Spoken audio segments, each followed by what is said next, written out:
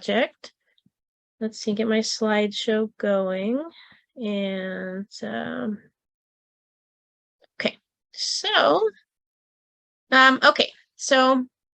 we're gonna piece this recording together. We're gonna have the whole recording as one, and then we're also gonna break these out. So if you want to hear just from Stephen or just different parts of Debbie's great presentation on soil today, or hear this, it will be separate. So I'm gonna officially start it here. So welcome to our seed library in every community project. This is something that Master Gardeners have worked on for several years. We started our seed library in about 2017. So we're 5 years in. Where does the time go? My son here is pictured when he was just a wee one, and he is, taller than me at this point. But this is something we started at Chino Basin Water Conservation District, and started because we wanted to bring seed savers together from all over the county, and we offered free seed saving classes, and we had seeds that we donated to the public. And I'll talk a little bit more about the seed library itself in just a moment. But a seed library is a great place to create community. And it's not just about the seeds you're having or sharing, collecting. It's also just about the community that comes together to learn more about this. It can help educate the public and your community, and I certainly have educated myself about the whole plant life cycle. It seems kind of silly. Here, I'm going to open the chat because I don't know if you guys can see that little bar up at the top, and it's not going away. Okay, I hope you guys can't see that. But so the whole plant life cycle, often if we buy a plant from the store, we'll sort of step in here when the plant is 4 or 6 inches tall. And then we'll grow it, and we'll get our beans, we'll get our tomatoes, we'll get our squash, we'll get our flowers, whatever it is. And then the plant dies back if it's an annual plant. And we'll come back in here again, and we'll next year or next season, we'll buy a 4 to 6 inch plant. But there's so much of the plant life cycle that we're not participating in and learning from. And I think, seed saving is something, when you look at creating community around seed saving is something that's been done for thousands of years, tens of thousands of years as humans. And it's knowledge that's really getting lost, and very quickly. If you look at skills, sewing, cooking, some basic, maintenance work or construction, being able to sort of fix things yourself and repair things rather than throwing them away, being able to plant a seed, grow it, harvest it, save the seed, and grow it again. These are skills that we've had for generations and generations that are very quickly getting lost. I'm in my 40s, and my grandma knew all about this, but a lot of kids who are in elementary school now, their grandparents maybe, my age, or in their 50s, and they may not have that knowledge. So is this really something important to keep the knowledge going? And so we like to think, while our seed library is focused around the giving and sharing of seeds, it's a lot more than that. It's about education. I'm not any particularly organized religion, but I'm a very spiritual person, and it amazes me to see like a little pea or bean seed, which is hard as a rock. If you plant it and give it what it needs, it grows and can feed us and create beauty and can create habitat.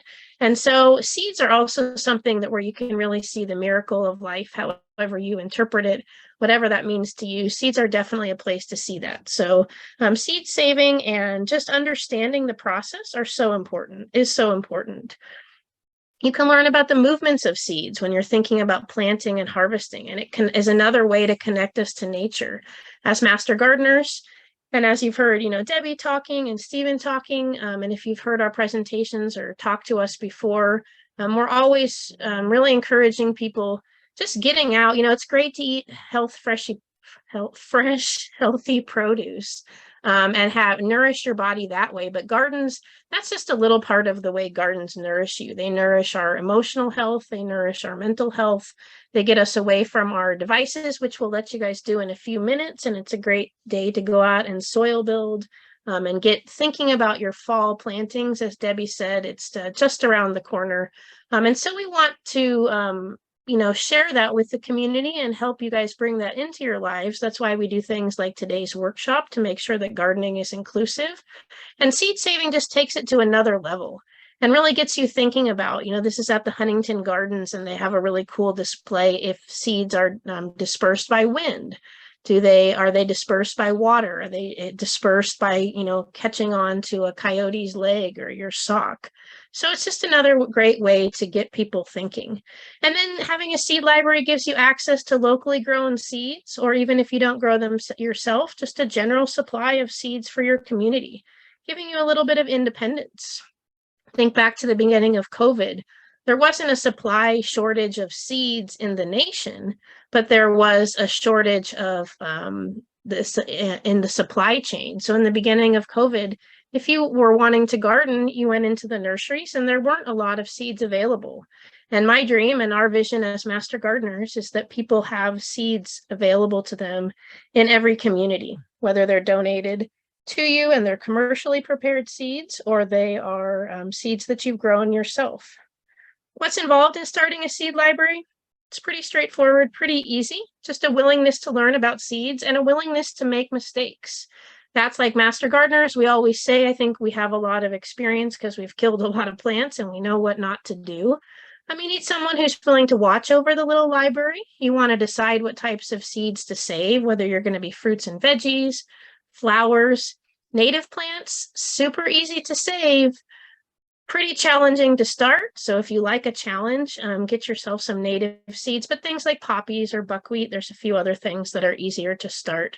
Fruit trees for a few different reasons. Usually we don't save from those. They're started on a disease-resistant rootstock. And also they're cross-pollinated a lot. So those are things we usually don't save. Other ornamentals you can save to create habitat. Alyssum is a little flower that syrphid flies love, and they're a really great beneficial predator. And especially for the citrus greening disease, you want to bring syrphid flies in because they'll eat the Asian citrusillid that spreads that disease. So those are some easy things to start. You need a secure place to store your seed, free of pests, extreme temperatures, and creatures two-legged or four-legged that might walk off with your seeds. The seed library takes just a few hours a month of tidying the library, doing a little bit of planning, and thinking ahead. So if you're wondering if you have time for a seed library, it really just takes a few hours per month.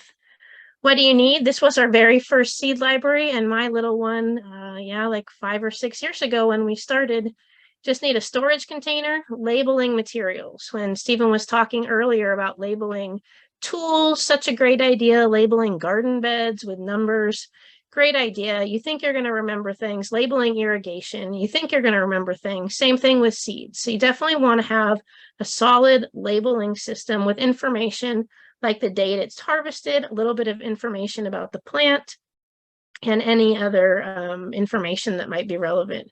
You want a journal perhaps for the seed library if you want to get a little bit more involved in growing your own seeds, a seed storage container or packets like you see here. We had little coin envelopes, a cool, dry place, and again, someone to look over them. And of course, you need seeds, and the seeds can be donated.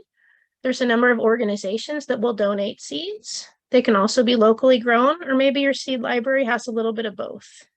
So how can we help? We can visit your site to determine the best type of storage to use.